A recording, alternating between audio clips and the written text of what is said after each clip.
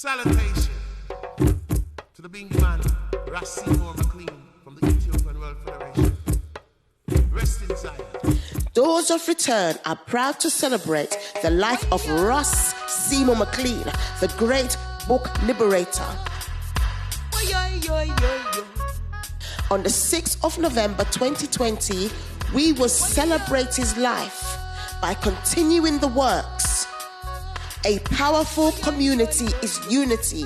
It's time to rise up together. Rise up, let our children unite. Let's stop the fussing, let's stop the fight. Rise up. Yes, join us in a powerful, inspiring, interactive discussion on We Must Take Ownership of Our Future. Speakers Tanaya Sam, Elaine Arnold, Towan Abuju, Feria McLean Manon, and hosted by Claudine Reed, MBE.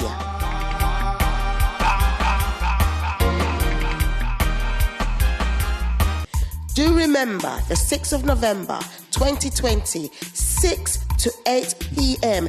GMT time. This is a free Zoom webinar. For more information, check out Eventbrite. A powerful community is unity. You can also check us on Facebook, Zakia Zebuja.